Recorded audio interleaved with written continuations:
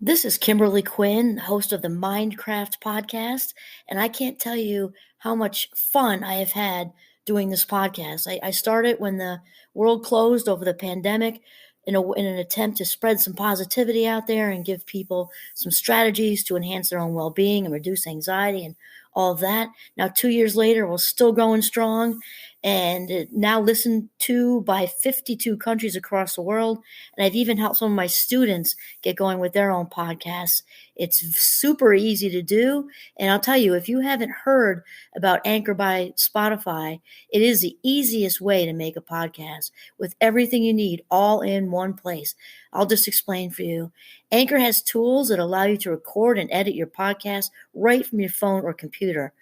When hosting on Anchor, you can distribute your podcast on listening platforms like Spotify, Apple Podcasts, and more. It's everything you need to make a podcast in one place. And best of all, Anchor is totally free. Download the Anchor app or go to anchor.fm to get started. It is a ball. Start today. Greetings, Minecrafters, and welcome to another Minecraft episode. My name is Kimberly Quinn, and I am just ecstatic to be here on this beautiful fall day. It's just gotten brisk and it's gorgeous. And the topic today that I really like to discuss is about just lighten up. So basically what we're talking about is recovering from this, perpetual state of overseriousness. Just throw that in quotes, overseriousness. We just don't need to be so freaking intense all the time because life is not an emergency. It's rarely an emergency. Are there moments that you get that life-changing phone call? Yes, but thankfully they are the minority. In fact, life isn't even an urgency most of the time. Yet we make it that, don't we? And it just doesn't have to be. It just doesn't have to be. So we're going to talk about lightening up. And my inspiration from today is Richard Carlson. He's written, I don't know how many there are. There are quite a few books in the Don't Sweat the Small Stuff series. So if you hear me say that, it doesn't mean it's the same one all the time. He's got a lot of them. These are little books that have like a page and a half of just, tips and strategies for life. And so anyway, that's where I'm coming from today, is just lightening up. And I took a stroll out with little Giovanni out in the woods this morning, and it's just breathtaking. It's just the leaves are starting to turn. They're very late. Well, I guess they're not late. The trees know what they're doing, right? So they might feel late to us, but they're starting to turn. And also autumn, fall. The change in leaves is so metaphorical. I think, obviously the change in leaves, change in season is so metaphorical for life because, as they say, the only constant in life is change, right? And so people getting resistant to change can cause us to get all to clamp up and get intense and dig our nails in and all that, when really all we need to do is accept that this moment is what it is, the day is unfolding as it's unfolding, and just lighten up. So Richard Carlson says, the root of being uptight is our willingness to accept life. Let's start over. The root of being uptight is our unwillingness to accept life as being different in any way from our expectations. Very simply, we want things to be a certain way, but they're not a certain way. Life is simply as it is. Oh, amen. Perhaps Benjamin Franklin said it best. Our limited perspective, our hopes, our feats become our measure of life. And when circumstances don't fit our ideas, they become our difficulties. Well said, Ben, huh?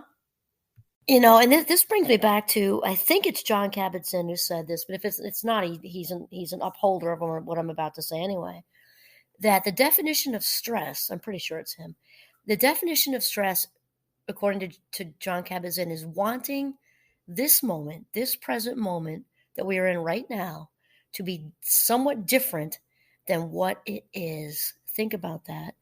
Even when it's these, unpleasantries. It doesn't even have to be a big scale, right?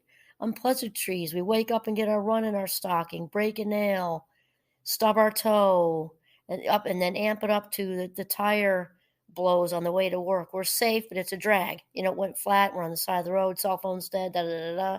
wanting the present moment to be something other than it is what I think largely, it's like the springboard. It escalates us into this sense of urgency, which is just so unnecessary, and this over seriousness and now I'm going to miss this, I'm going to miss that, and oh my god, and she's going to say this, and we get all crazy with emails even. How am I going to respond to all these people? Well, here's the thing, you can't. So set a timer on it. Little pomodoros are good for that, named after the tomato, right? Answer what you can answer. Set yourself a curfew for whatever time of day you're going to stop doing that. And and what got done, and what didn't. And that's it, kind of the end. And then Richard continues to say, he says, we spend our lives wanting things, people, and events to be just as we want them to be. And when they're not, we fight and we suffer. Kind of like what I was just saying. And we just sort of naturally just dig our claws in and resist change, or sometimes it's actual all and out change happening, or it's just things not living up to what we expect them to be. And think about that. There's the easy fix is not to have the expectations in the first place.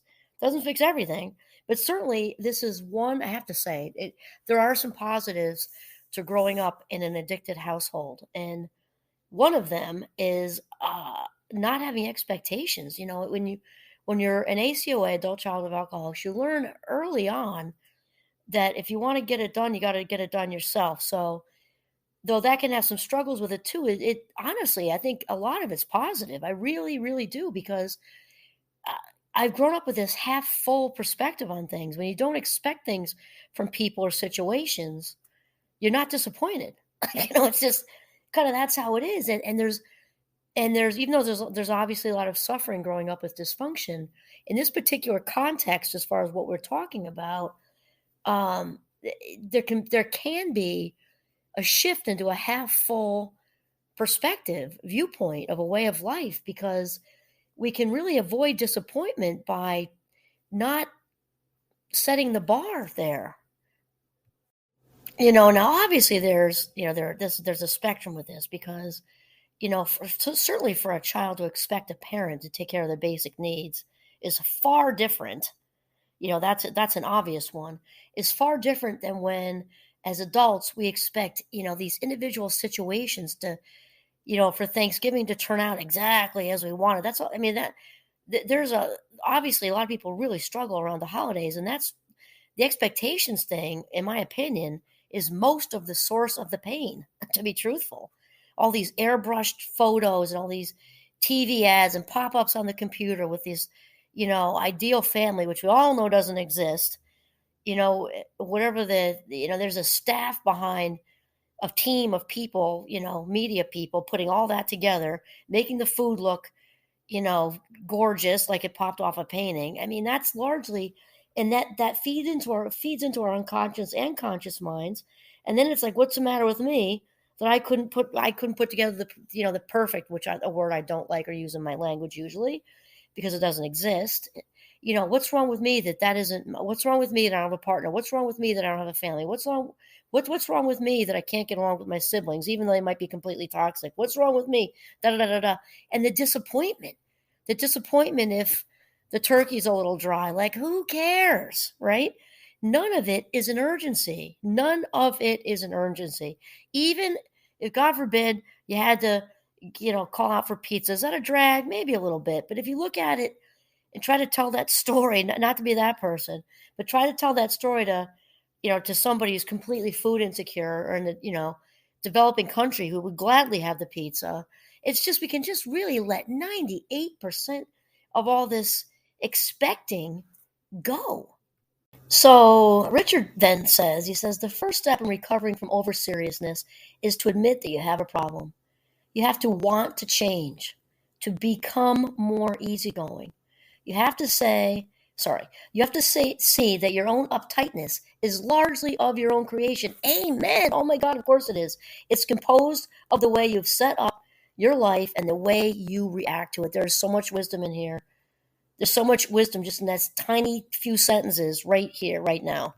I mean, right out of the gate, I love how he talks about, admitting you have a problem. It sounds very 12-step program, right? And it's so true, because when we're walking around in this, sort of delusional state, that this is all working for us, or maybe it is working for us, but in an unhealthy way, right? Maybe there's payoff in it because we're getting attention from our toxic partner or something like that, but it's not working in a healthy way. So admitting that there is a problem, right? So over seriousness is a problem. Why? Because it steals or corrupt, maybe steals or corrodes or corrupts our valuable life minutes. And that means it's a problem because we only have so many. I mean, it's just the truth. We only have so many. And at a fabulous 57, I, of course, realize I've got fewer in front of me than behind me, unless I'm going to live to be 115 years old, right? So, yeah. And then, the very next sentence, he talks about your own uptightness being, largely of your own creation. Of course it is. Remember, thoughts come first and feelings come second. So Richard is a mind crafter, just like we are, because this is how it works. We can't feel it if we don't think it first. That's just how it is. And if we look at it as a cumulative pattern of thought, then it's no big surprise if this is your, 55th Thanksgiving, that things are still going the way they're going if we haven't made any changes, or we're still disappointed in Aunt Tessie, who keeps bringing that bean casserole that nobody can stand, and then she spits when she talks to everybody. So, rather than maybe, maybe strategically placing Aunt Tessie at a part of the table, maybe that's on the end and out of spinning range, we continue to get disappointed that, stuff's landing on us. That's just like one ridiculous example. But it's like, if we continue to expect things to be different, we're going to continue to be disappointed. In fact, I think Ben Franklin also has a saying about that, right? That insanity is continuing to do the same thing and expecting something to be different, like with the results. I mean, of course, it's just how it goes.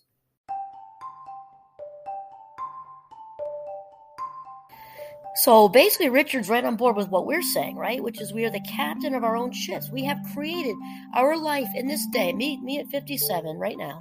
My life is accumulation of choices I've made, good, bad, or indifferent, all the way up until this point, right? And then we are also sort of composed of how we've reacted to things in general over the years. Like, it's just how it is. It's cumulative. It's cumulative, just like if somebody does anything else. Well, let's say a positive example, running. Okay, so if you're a runner, even if you miss a day because it's raining, whatever, it's cumulative. So this way, even if you took off some time when maybe if you were pregnant and having kids, or maybe, whatever, if you're still running in between that and most of the time and 4 days a week, and then you get back to it after you have the baby, you're going to be a healthier 80-year-old than somebody who didn't run. I mean, it's just how it goes. Well, mentally, that isn't different. If you've been doing your mental exercises, your mental calisthenics, which includes filtering through life, filtering everything you can possibly let go of to free up this valuable space in your mind for all things pleasant, you're going to be a much healthier 80-year-old if you've been doing that all the way along. It's just the truth. Okay, then he says the next thing. The next step is to understand the link between your expectations and your frustration level, kind of like what we were just saying. Whenever you expect something to be a certain way and it isn't, you're upset and you suffer. On the other hand, when you let go of your expectations, when you accept life as it is, you're free. To hold on is to be serious and uptight. To let go is to lighten up. This is fantastic, because I'm also thinking about, we've talked about what's a Buddhist thing, but Wayne Dyer talks about it a lot. This whole idea of being of outcome-based happiness. When we attachment is, again, Buddhist thing. Attachment, according to the Buddhists, leads to suffering. So Wayne Dyer says constantly, keep your mind open to everything and attached to nothing. When we get attached to Thanksgiving being a certain way, we get attached to so-and-so has to sit next to me or not next to me, if that's the case. Attached. We just suffer instead of just letting it go. This attachment brings over-seriousness and uptightness. And then Richard also says at the end, and he's absolutely right, He says, and when you lighten up, life is a whole lot more fun. Awesome. This is Kimberly Quinn signing off from the beautiful northern Vermont. Have a mindful, light day.